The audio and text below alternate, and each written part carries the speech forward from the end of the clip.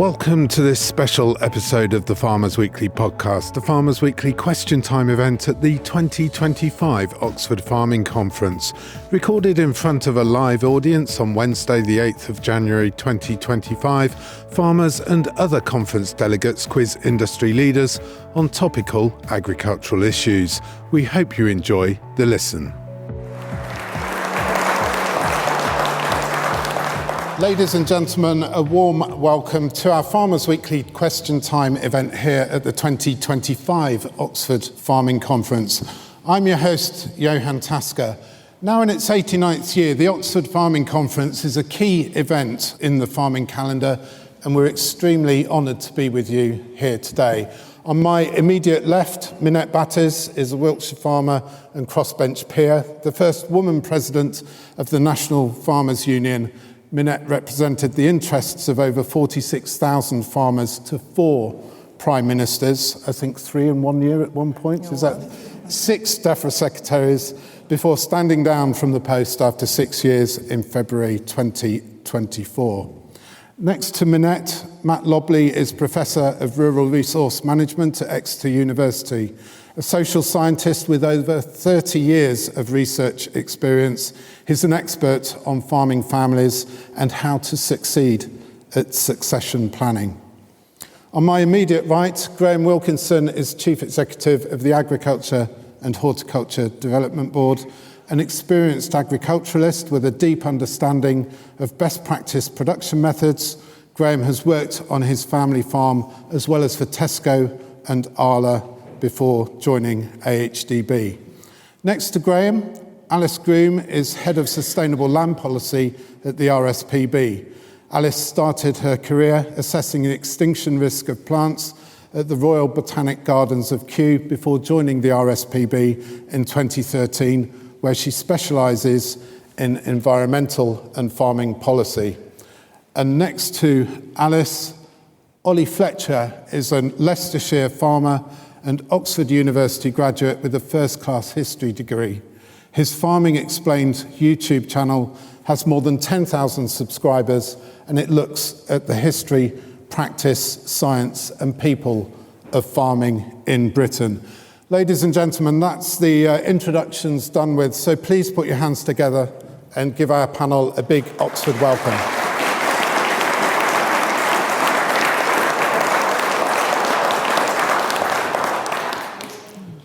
Our first question, Andrew Watts, please.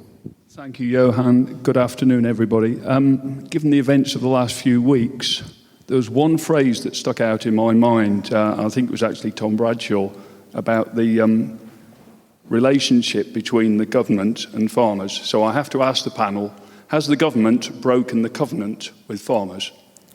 Thank you, Andrew. Has the government broken the covenant with farmers? The covenant with farmers is an almost unspoken idea that farming gets on and does its job of producing food, and it's never really been about the returns. It's been more about the way of life, the heritage and the custodianship. So is the covenant broken? Minette Batters. Oh goodness, Andrew, lovely to see you. I would say that the covenant was already pretty worn out, if not broken. I think farmers, what I have said, this is the straw that has broken the camel's back.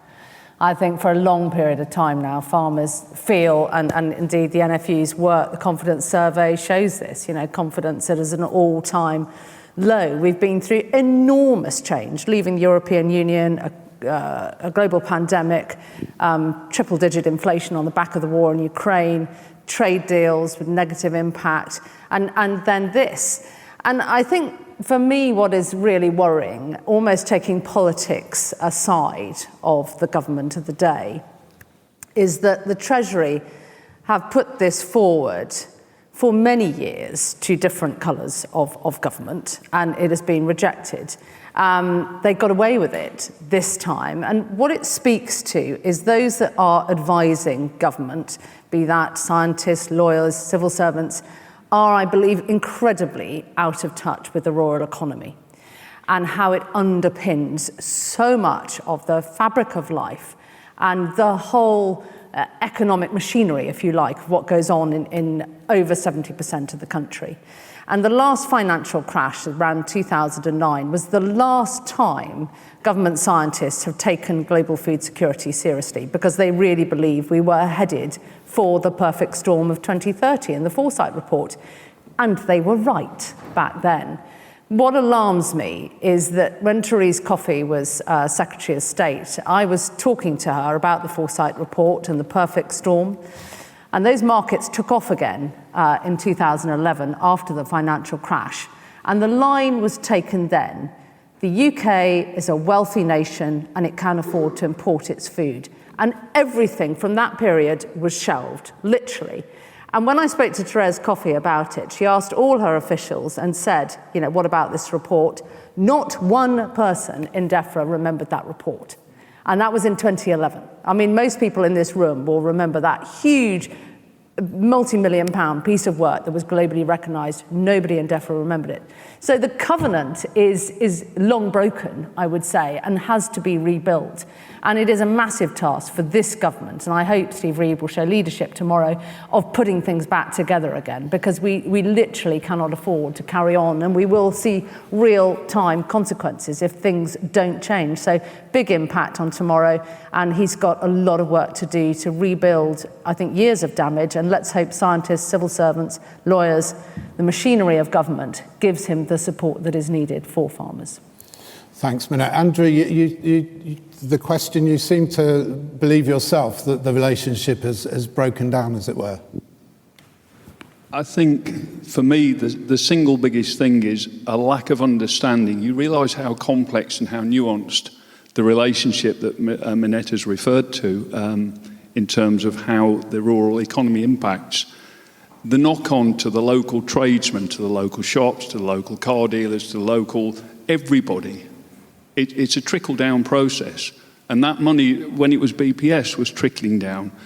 The SFI money trickles down because you get people to do stuff. And I think that's the bit that is very difficult to explain to people. And the long-term implications with a change in the tax just make it, you know, what's the point of investing? What's the point of looking ahead? Thank you. Thank you. Matt Lobley, could I ask you, this idea that farming is about a way of life, a heritage, custodianship, family farms ultimately, in that there's almost, it is more about the livelihood and the life rather than farming as a business? Yeah, and it needs to be both, because you can only sustain the lifestyle if the business is sustainable and if there's an income coming in. So I think the issue around, I mean, you spoke about the covenant, people talk about the social contract, or increasingly about the social license, and it's about society granting support to farmers via this idea of a social license to produce food that we need, to produce the environment we need, doing it in a way that's economically sustainable, socially sustainable, and environmentally sustainable. So that means we need to be able to maintain family farmers on the land. I'm not going to pretend, even before the recent announcement, I wouldn't stand here or even sit here and pretend that all farms are going to survive through the agricultural transition, because they're not, and for some farms the best thing would be to do something else, probably. But as a society, we need food, we need everything that farmers give to us. And one of the things we do as society, we always ask for more. So once upon a time, it might have been enough to produce food. Now it's enough to produce food to high environmental standards, to work on net zero targets, to restore nature, to do all these different things. We always ask for more and more. And what we're not doing is rewarding farming families correctly for all of those things that they're giving us. So I personally, I would want to take this as an opportunity to have a much wider discussion about the role of farming and farmers in our society and how we reward them for the work they do. So rather than working, 80 hours a week for less than the minimum wage, you actually get paid a decent return and get an opportunity to take some time away from the farm and have some downtime. And I think we need to have these wider discussions about that. Thanks, Matt. Ollie Fletcher, could you put this in some sort of historical context for us? I mean, you're a rural historian. You're also a family farmer yourself, from a farming family. Yes, so the European Union website says in its little one-sentence description of the Common Agricultural Policy that it is a contract between farming and society, which I think quite amusingly stipulates that farming and society are completely distinct. I think that the covenant between farmers and society in this country has been broken. We had the cheap food policy implemented by the Labour Party after the Second World War, which was not for farmers, it was for the urban working class who would benefit from the cheap, nutritious food that they hadn't had before the war.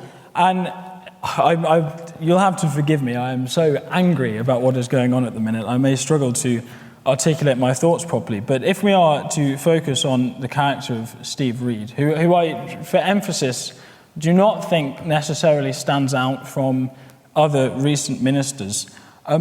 We are people, right? And Parliament is supposed to represent the people. He is our minister. He should be representing us in the cabinet, right? But he started off his tenure by lying to our industry trade bodies. He lied to the NFU and said he wouldn't change IHT. He lied to the CLA, saying the same thing, both publicly and privately. And I think, personally, the thing that really upsets me is the disrespect that he has shown to people who work in our industry. I struggle to believe it. I mean, if any of you saw the questions put to him in the Commons recently, the Leader of the Opposition brought an example of somebody who had taken their own life to him, and he, with no empathy at all, said that it was not his fault, it was a mental health problem, and the Labour government are investing in mental health, and that she was in no position to lecture him on the issue, which, when dealing with a humanitarian crisis that has been caused by his own government, it boggles the mind. And when we were in London protesting on the 19th of November, I think, to a select committee, he was asked why we were all outside the building that he was in. And he said that we didn't understand the numbers, right? He accused the thousands and thousands of people who were there of being stupid. And he said that we were there happily because we all hate the Labour Party, right? And I can only speak for myself. I'm here in place of a Labour MP today. I am a Labour Party member, right? Which has been a source of profound embarrassment for me personally. But the reason I have supported the Labour Party is because the Conservatives have screwed our industry over with their trade deals and mismanagement. We haven't had a minister who's been competent to oversee this sector possibly for decades, right? The Labour Party should, I think, support a cheap food policy, right? They are not doing that. Steve Reid does not represent us in the cabinet. He does not defend us against the Treasury. He has demonstrated a disdain, I think, for people in this industry. He has demonstrated that he has no understanding of our motivations, of how we live, and the things that are important to us. And I think that if this government has any chance of healing the wounds it has created, he must resign.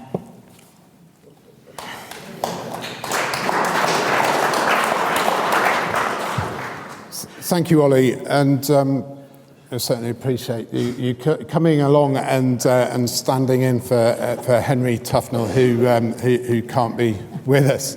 That doesn't mean to say that Ollie has the same views as Henry Tufnell at all. But I think that's a good point to move on to the second question, which almost sort of relates, I guess, to the first. But Colin Ferguson, could you ask the second question, please? And just say who you are and where you're from. Thank you. Hi. Sorry, John. I'm Colin Ferguson, south of Scotland.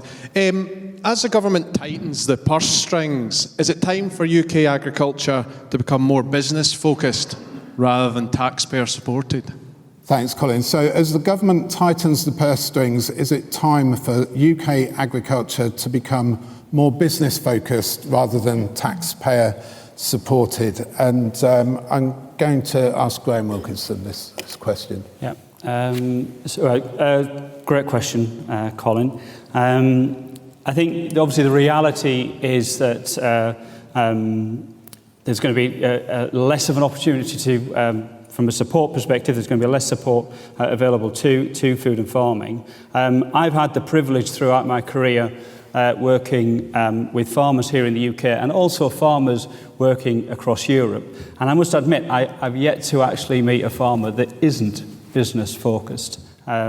So what I do see though is there are differences. Farmers that are ultimately looking to embrace change, looking at looking at the opportunities, often get the first wins. And I think what's really key then is that we, as an industry, support all farmers in improving what they're able to do on their farms.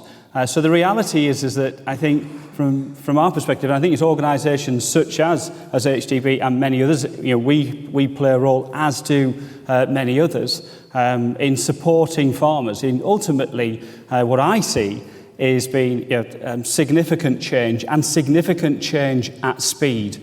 And I think that's the key, that's the challenge, and ultimately how we support farmers in that speed and in that change. And I think there are other areas such as, I suppose, looking at supply chain fairness as well. There are other elements that aren't just purely reliant on the farmer, that need to be there to be able to support farmers as part of that process.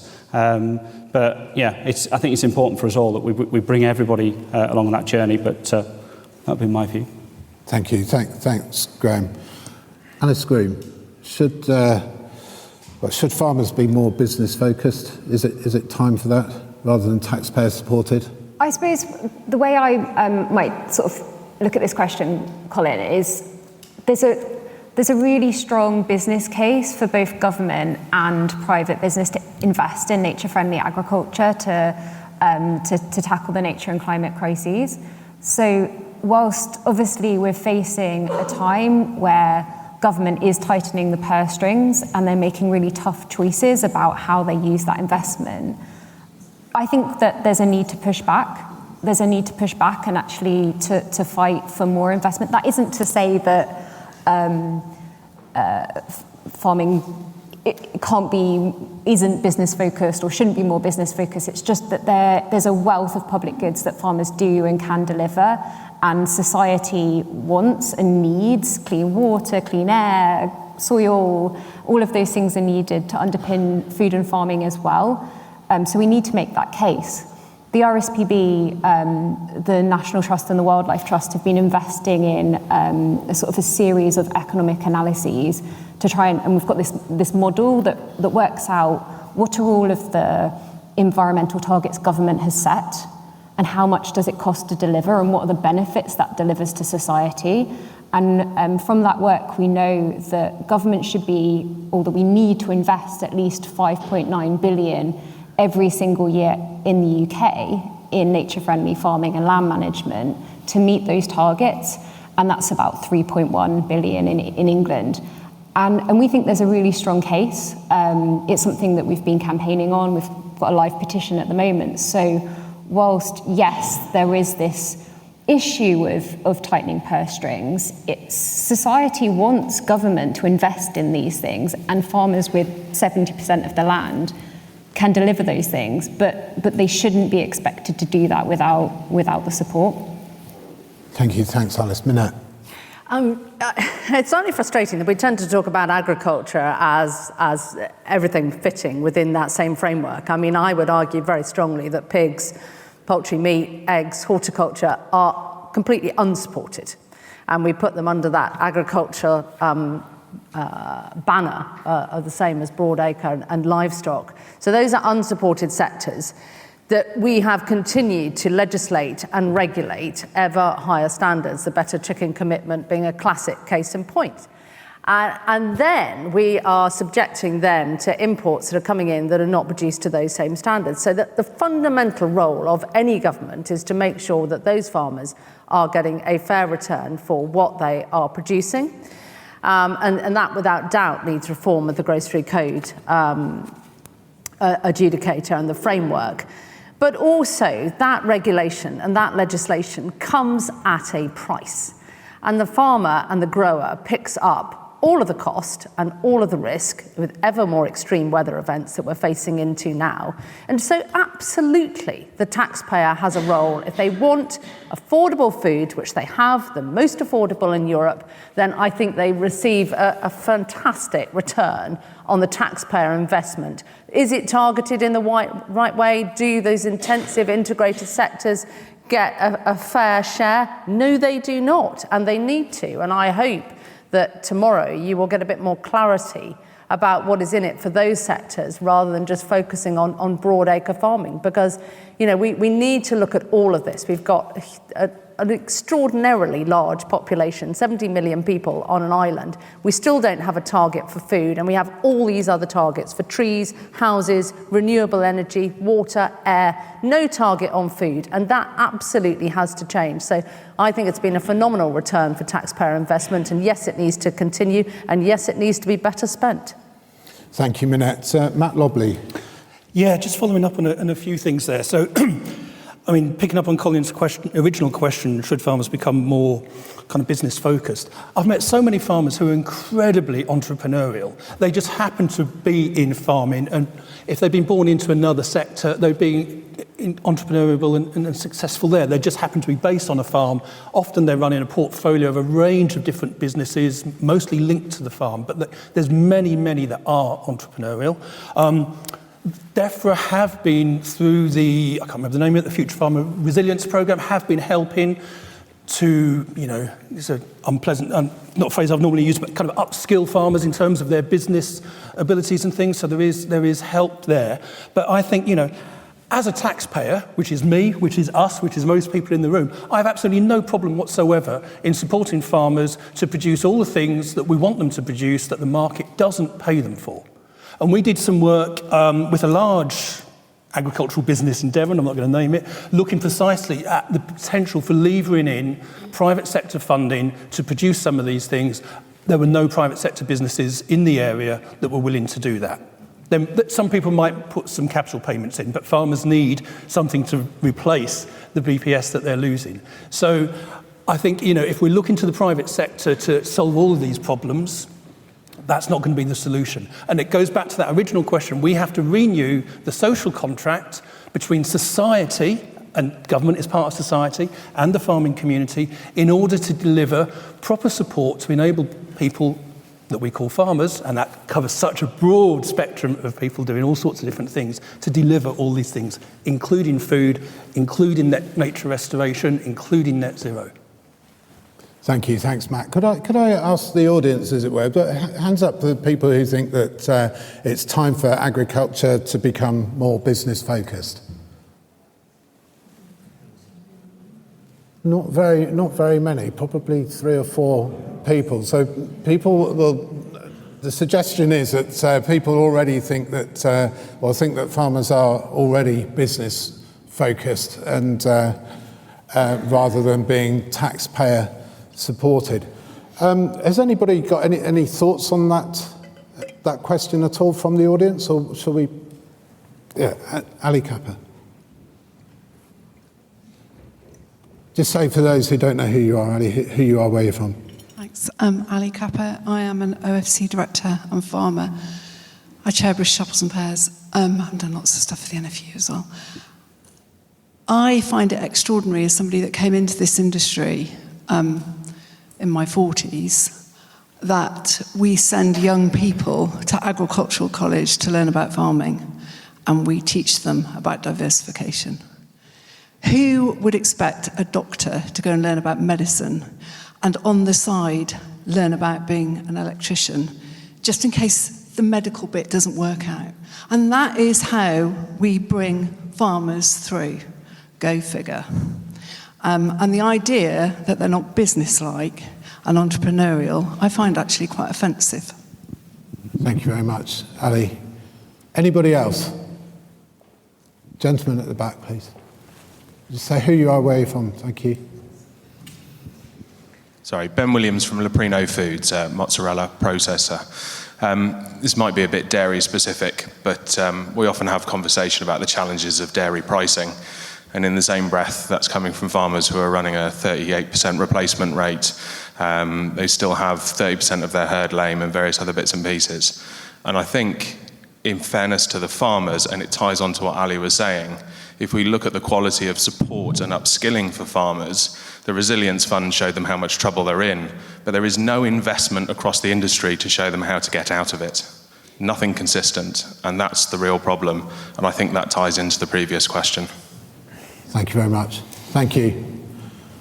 I'm going to move it on to the next question, which is Anna Jones.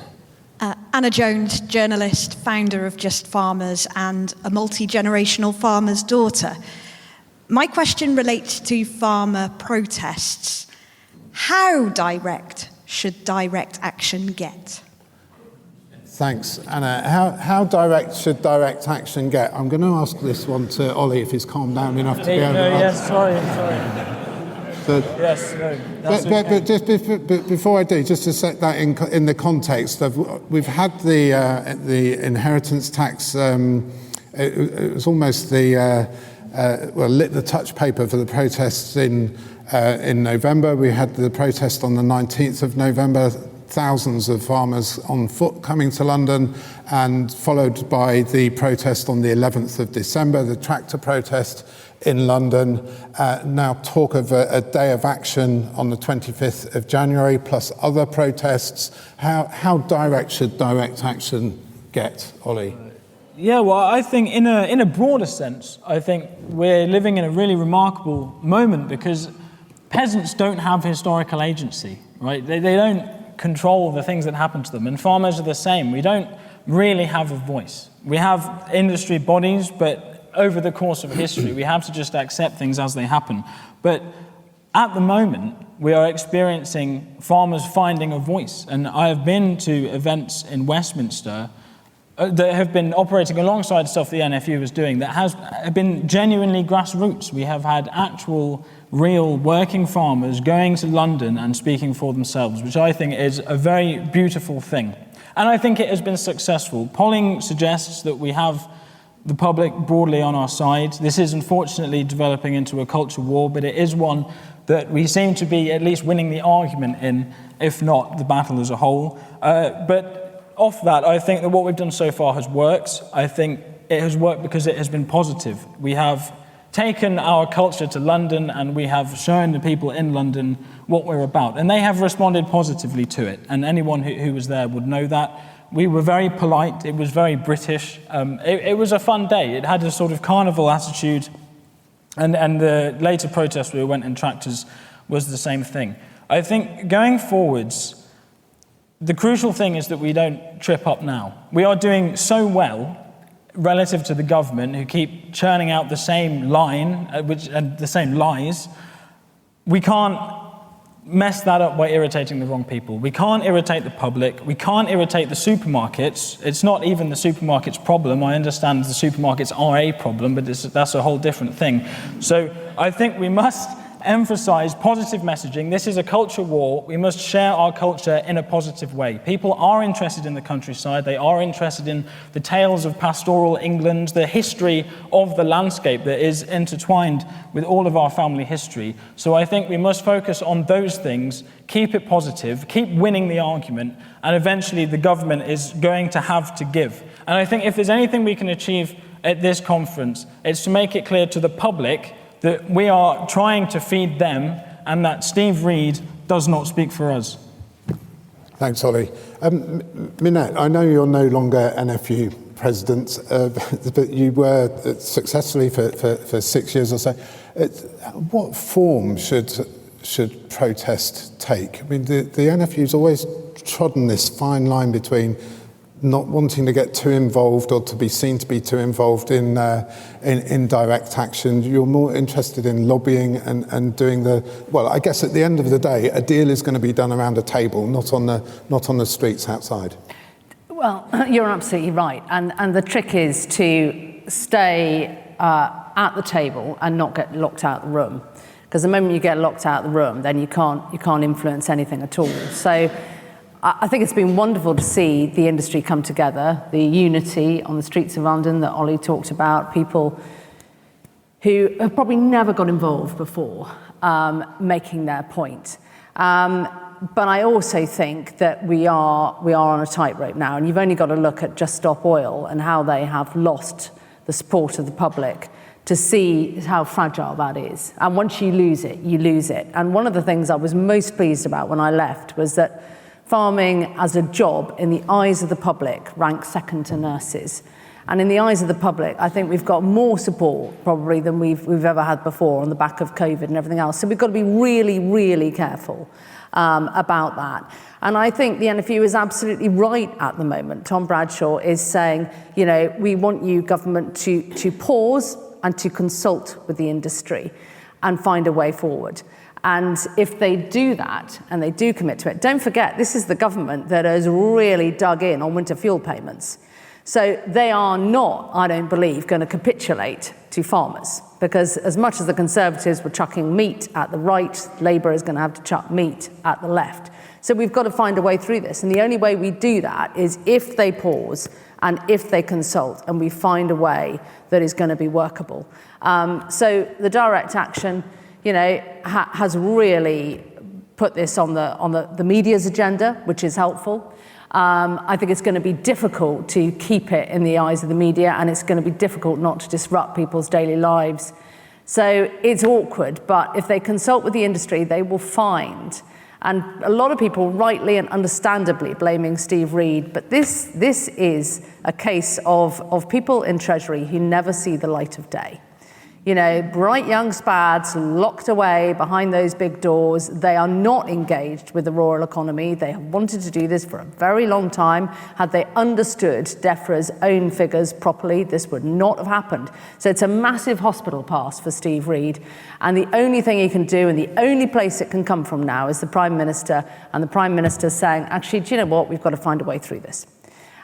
Because they're not going to suddenly say, right, we're going to keep going into fuel payments and we're going to let the farmers have what we want. We're going to stop the family farm tax. We've got to find a way through it. Thank you. Thanks, Minette. Anna Jones, do you have any views yourself on this? I mean, we are on a tightrope, aren't we? It's plain to see. Things could go one way or the other.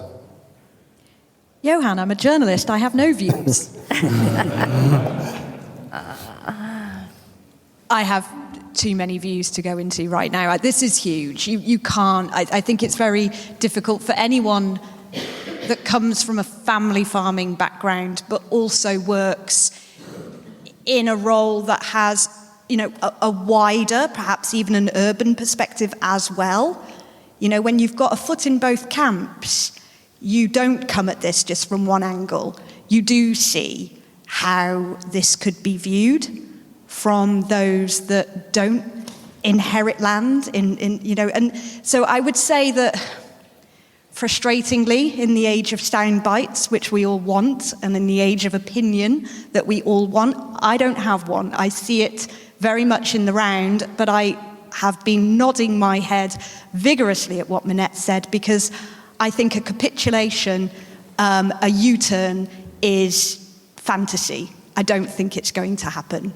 But I do think coming together, digging into the detail, and actually coming to some kind of compromise, I think that's the grown-up thing to hope for.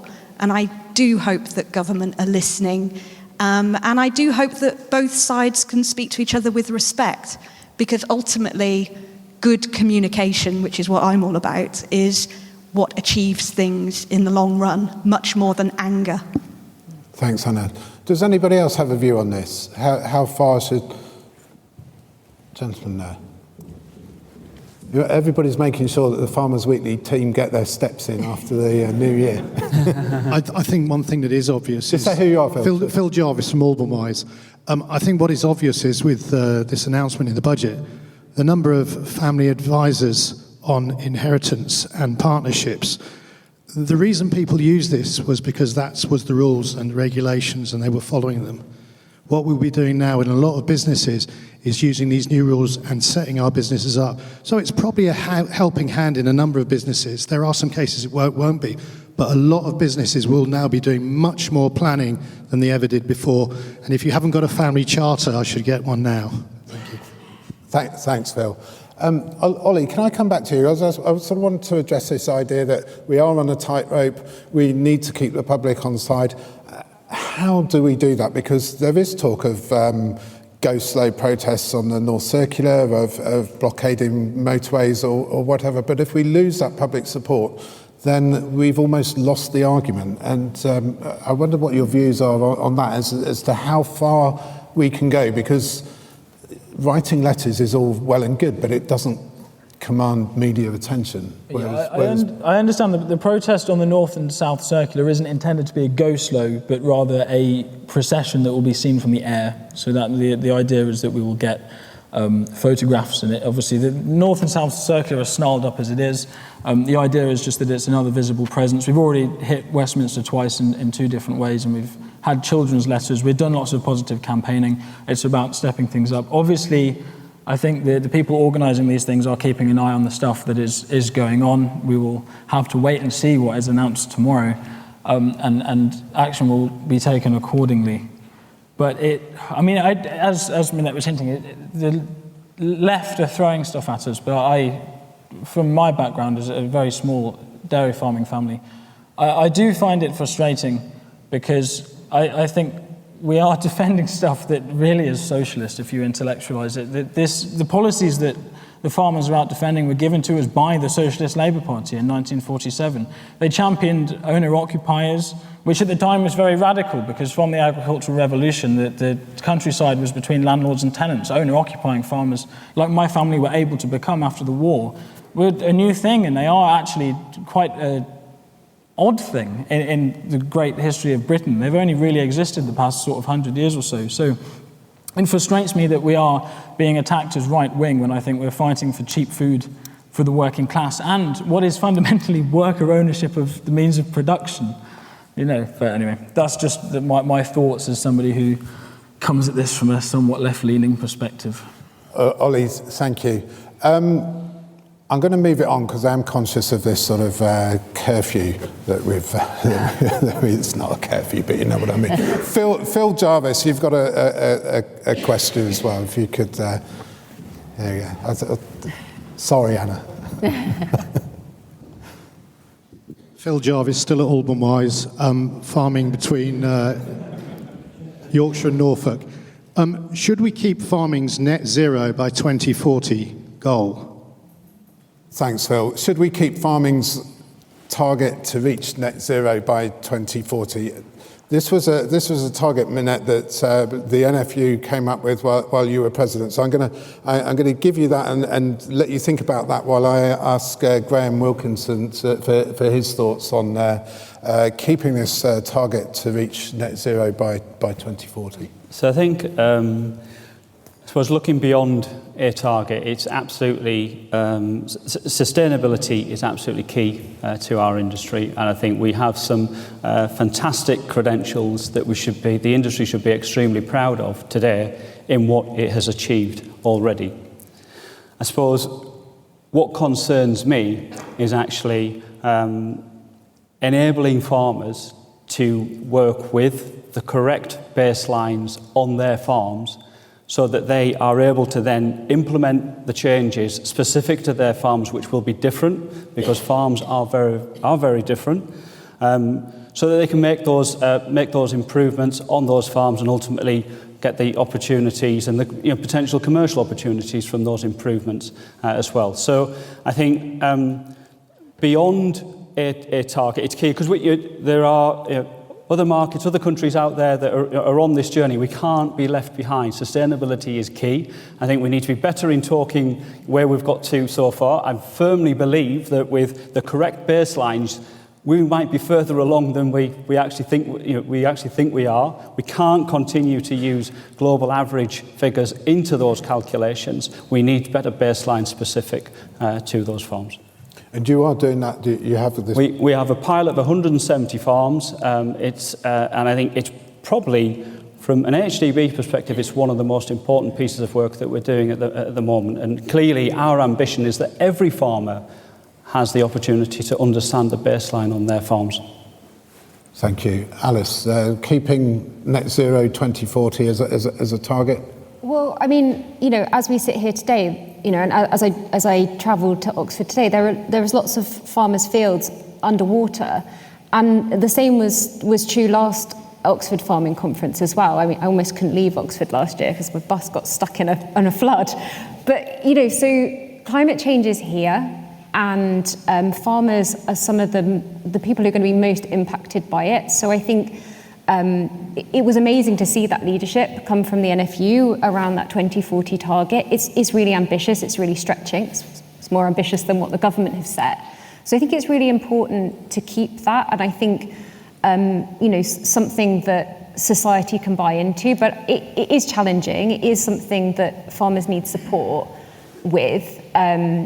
Both in terms of the price that they get for their food so they can invest in their business, but also going back to the point around that need for investment in climate action and nature action on farms. So I think it's really important that farmers keep it, and I think that in addition to achieving net zero, the other thing that we need to be looking at is climate adaptation, because the new normal is unpredictable in really challenging weather, and so, collectively as a society, we need to come together and tackle both mitigation and adaptation of climate change. Thank you. Minette, this was a target that, I don't know, well, you were NFU president at the time. It's 10 years ahead of the government's own target. Since then, we have these challenges within the industry in terms of margins, profitability, etc. Should we keep it? So I feel a bit of a need to explain quickly as I can as to why and why I think is still very valid that the NFU is in that place. So 2019 Oxford Farming Conference, working with Michael Gove, DEFRA have set an ambition that they want to lower the red meat sector by 30%. They want to get all the major retailers to commit over the next decade to selling less red meat. They've put in place legislation that is all about, and much as I've continually said, it's got to be about nature and food production. They've got to be, that same coin, the two sides of the same coin. It can't be an either or. But there was growing legislation that was all at the expense of food production. Theresa May, as she left the door, put it into primary legislation that we had to hit net zero by 2050. So we were facing an absolute tsunami of massive taxation coming towards farming that was going to restrict production.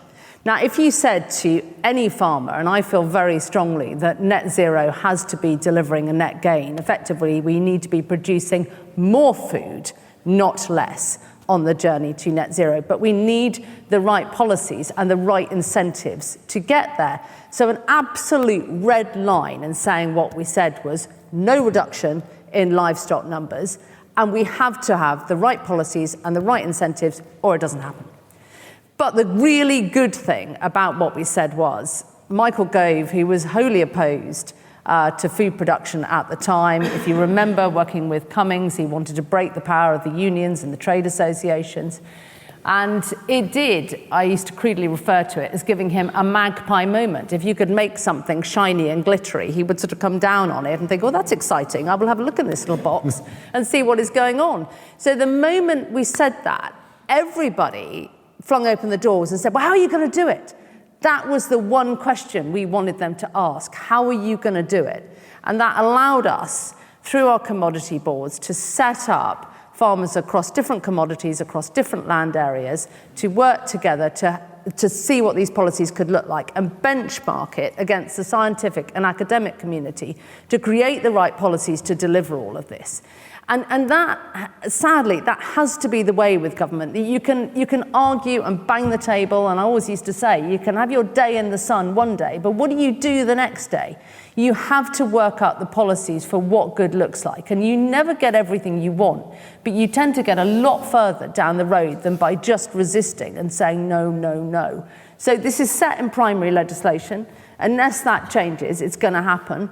The massive worry right now, and everybody is rightly focusing on the family farm tax, I would say an even bigger worry is what the Treasury are doing with the carbon border adjustment mechanism, whereby they are totally focused on a production tax. So fertilisers, you will be looking at big taxes.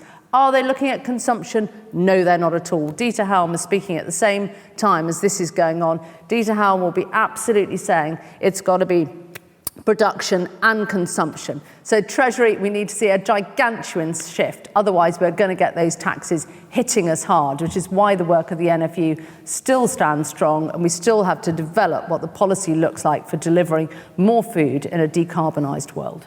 Thank you. Thanks, Minette. Matt Lobley. Yeah, just I've got a very short answer to the question. No, it's and the short answer is yes, right? This is not a nice to have. This is something that's absolutely essential, and it goes with all the other targets across the economy. And we know, all the evidence says, the more we delay taking this action, the more expensive it is.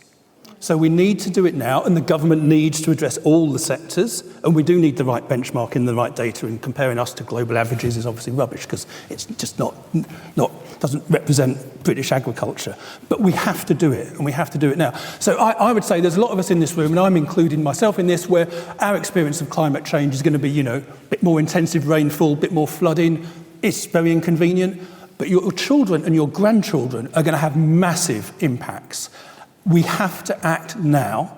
So we don't want to keep putting these targets off. It was very brave, I think, of the NFU to bring this target in, and I, for one, would not want to see it being weakened. Thank you. Thanks, Matt. Tom, I'm going to come to you in a moment, but before I do, just let's have another show of hands. What does the audience think? Should we keep net zero by 2040 as a target? Hands up if you think yes. And hands down, and the no's.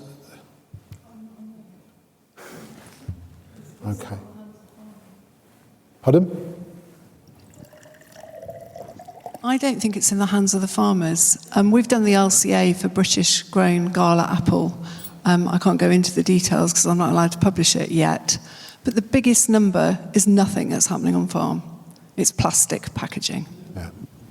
And that is dictated by the supermarkets, not by the farmers. Thanks, Ali. Tom Allen Stevens. Do you want me to ask my question, or did you have a point to make for this one? Yes. Yeah, just make this short, and then it is your question. Tom Allen Stevens, Oxfordshire arable farmer. What we've learned since 2019 is that farmers are part of the solution; they're not part of the problem. And we're the only industry that can actually sequester carbon. And there's a lot that can be done there. I mean, we have only just begun to scratch the surface, literally, of what we can do with our soils. So to say, we should abandon that target would just be stabbing ourselves in the back. Thank you. Thanks, Tom. Does anybody else have a point to make on this? Anna, who said she didn't have any opinions, has got an opinion. I know. This is dangerous because Charlotte Smith's in the room. Thinking about the optics, terrible word, but Ollie made the point earlier.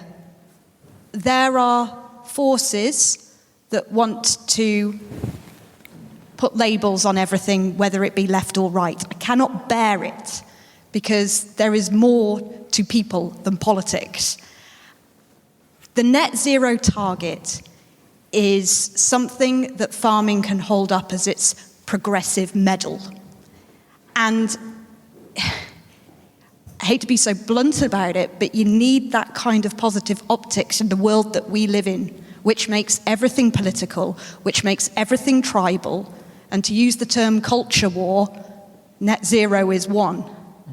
And when you look at all of the battles that farming is fighting at the moment, to have a mix where people can't really label us left or right, that's a stronger position to be in than following instincts that may lead you to one tribe or the other. Thank you. Right, I've just been told about a minute ago that we've got 10 minutes, so we've probably got 9 minutes now. It wouldn't be the Oxford Farming Conference without Tom Allen Stevens asking a question, right? So Thank you very much. So Tom Allen Stevens, Oxfordshire Arable Farmer. I also lead the British On-Farm Innovation Network. So my question's on productivity growth. Is the industry doing enough to encourage the adoption of new technologies on farm? And is the new administration at DEFRA doing enough to stimulate the innovative flair of our farmers? Thank you, Tom. Is the industry doing enough to encourage the adoption of new technologies on farm?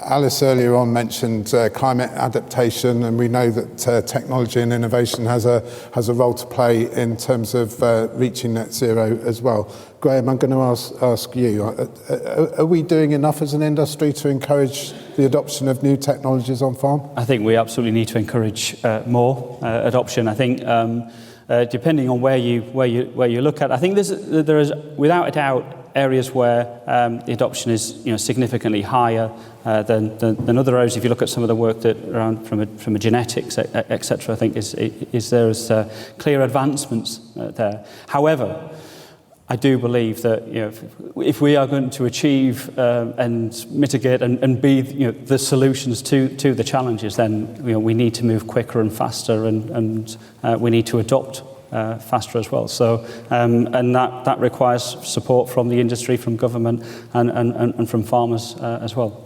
It's probably a little bit unfair of me to ask this because you asked sort of an arm's length body, as it were. But Tom's bit about the DEFRA stimulating enough change. Can you give a view on that, or is that? Yeah, I suppose, well, from an HCB perspective, we need to make sure that we are adapting ourselves to be able to support this as well. Otherwise, let's be honest, we need to support our levy payers in the right way and be part of that as well. And that means that we need to change and adapt and work with that as well, as do government, as do DEFRA. Thank you. Just briefly, Alice, do you have a view on this? I think that there are no silver bullets in tackling all the changes that the farming faces, but I think it's really important that we look at the sort of suite of measures that can be used. And in addition to sort of new technology, it's also thinking about the way nature can help farming as well. So some of the really innovative trials that are taking place at places like Hope Farm with people like Rothamsted, using strips of species-rich grassland through fields to boost pollination and help reduce pest burdens. In addition to technology, is there a way that we can use research to understand how we can use nature to help tackle some of the challenges that we face? Thank you. Thanks. I'm going to move it on actually to the last question, which is Tess Howe. Hi, Tess Howe from TIA. We've talked a lot about the challenges. Challenge often brings opportunity. So what opportunities have you found when facing change? Thanks, Tess. What opportunities have you found when facing change, which of course is very much the theme of the Oxford Farming Conference? We've got 5 minutes left, so we've got 5 panellists, a minute each. If we start, I'll start with Matt, and we will just go down the line so everybody knows what order they're in. And I'm sorry, Ollie, that you're going to have to think of something different to everybody else. But anyway. All right, thanks, Tess. What opportunities found facing change? I mean, look, I think we, as humans, we just find change really difficult. We're all resistant to change. We sometimes get change imposed on us.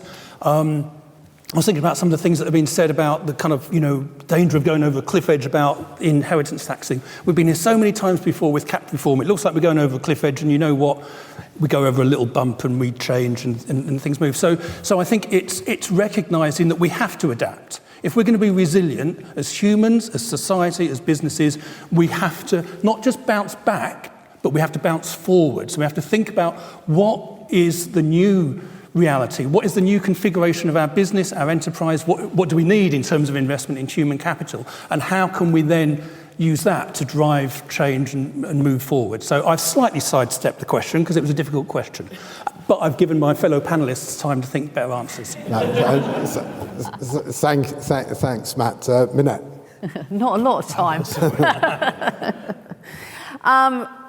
Goodness, it is, and I think farming has has embraced change for millennia. It has evolved, it has changed, it has responded to the challenges that are thrown at it.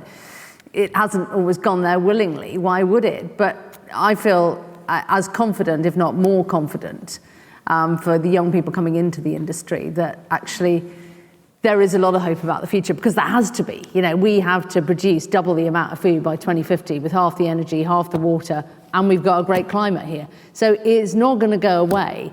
And I think there are a lot of opportunities on the back of that. I guess for me personally, though, Tess, what impacted me more than anything recently, and I've got Katie sitting in the front here, who I went with to Kenya recently. I've been an ambassador for Farm Africa for 10 years, and in all that time, I've never been to Africa, but I've talked a lot about how we can help the Africans.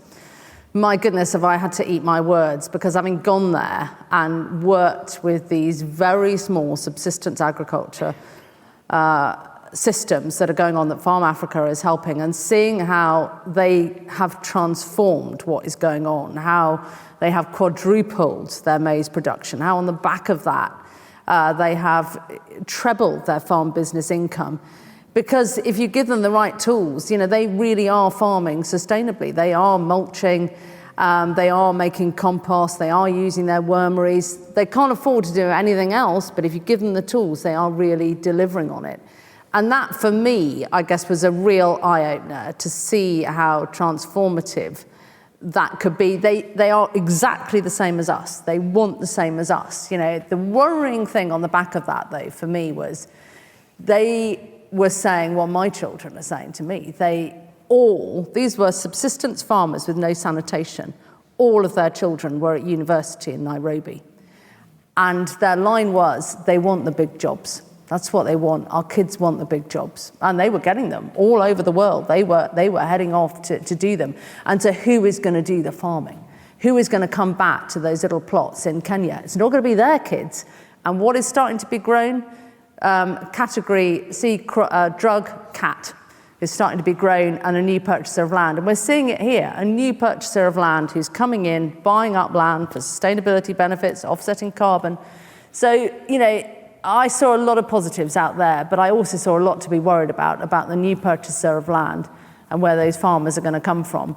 So we don't have long, and we have to get excited about it. Sorry, that was a long answer. Graham, given lots of people lots of time to think. So quickly, please. Very quickly. So from opportunities, and I am quite an optimistic kind of person. I suppose three areas for me. So firstly, we did a research recently that highlighted that we've got positivity towards British food and farming is a high, a 6-year high. So we've got the British consumer on our side.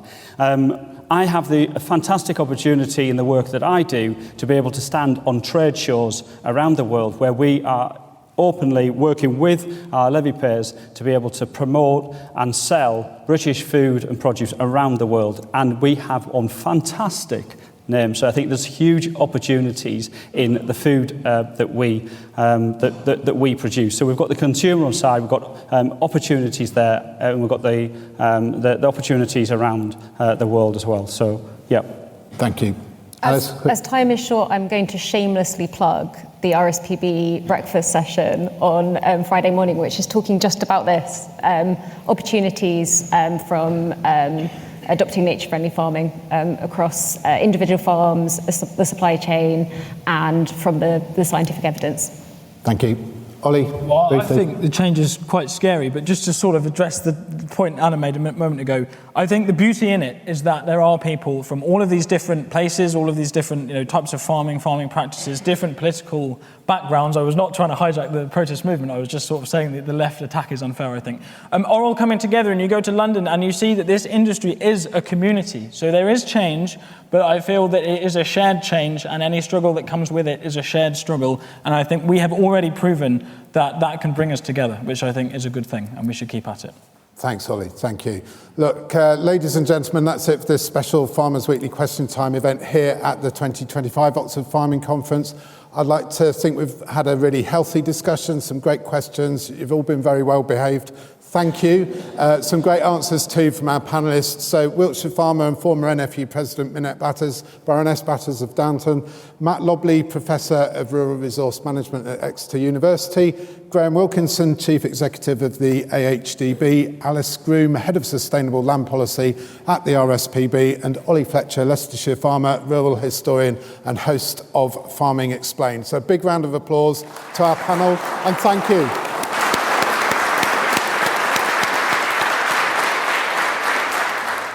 And that's it for this special episode of the Farmers Weekly podcast, the Farmers Weekly Question Time event at the 2025 Oxford Farming Conference. Do remember to subscribe to the Farmers Weekly podcast wherever you get your podcasts. And if you really like what you hear, please do leave us a 5-star review. We'll be back again soon with another Farmers Weekly Question Time. But in the meantime, I'm Johan Tasker. Thank you for listening.